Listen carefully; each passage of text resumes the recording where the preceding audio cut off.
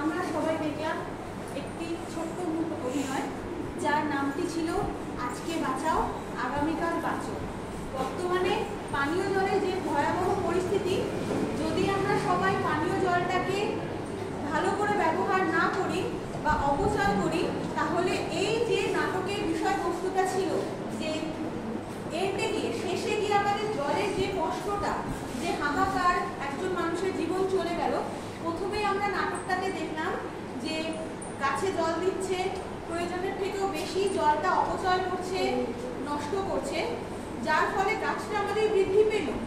আমরা দ্বিতীয় পর্বে দেখলাম যে ওরা এলো, একজন ঘুম থেকে উঠলো, বাথরুমে গেল, কলটা বন্ধ না করেই বেরিয়ে এলো, টিভি চলছে, তার বান্ধবী এলো, গল্প করছে। এই টোটাল সব কিছুতেই আমাদের পানীয় জলটা কিন্তু অপচয় হচ্ছে। কলটা বেরোনোর সময় বন্ধ করে বেরিয়ে আসলে জলটা অপচয় হতো না। তৃতীয় পর্বে আমাদের দেখানো হলো চলন্ত রেলগাড়ি যখন দাঁড়ালো, একজন যাত্রী, তৃষ্ণার্ত একজন যাত্রী নামলো, কল খুঁজে পাচ্ছিল না, একটা কল পাওয়ার পরে জলটা খেলো, কিন্তু ট্রেন ছেড়ে দেওয়ার জন্য উনি কিন্তু কলটা আবার বন্ধ না করেই ট্রেনে উঠে গেল। সেখানেও আমাদের জলের অপচয় হলো। এবং চতুর্থ পর্ব যেটা দেখানো হয়েছে, প্রথমে যে গাছটা আমাদের বৃদ্ধি হচ্ছে, কিন্তু জল না পাওয়ার জন্য, জলটা নষ্ট করার জন্য যখন আর ভূগর্ভস্থ জল আমাদের ছিল না, তখন গাছগুলো কিন্তু আমাদের শুকিয়েই গেল।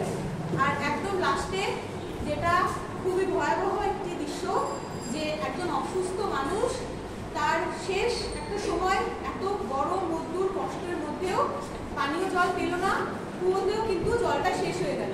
এখানে আমরা 3 রকমের জলের ব্যবস্থা দেখানোর চেষ্টা করেছি। একটি হ্যান্ড পাম্প, মানে হাতে চাপা কল, এবং ট্যাপ কল এবং কূপ। আমরা এটাই বোঝাতে চেয়েছি, সমস্ত যে জলের সোর্স রয়েছে আমাদের, আমরা যদি সেটাকে অপচয় না করে, যদি অপচয় করতে থাকি সুন্দরভাবে ব্যবহার না করে, তাহলে আমাদের এরকমই একটি ভয়াবহ দৃশ্য আগামীকাল দেখতে হতে পারে। এবং আমাদের ভবিষ্যৎ প্রজন্ম এরকমই আমাদের দুঃখে এবং কষ্টে জল ক্রাইসিসেই চলবে।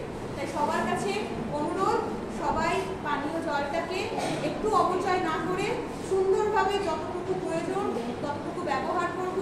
আমাদের প্রয়োজনের পরে আমরা কলটা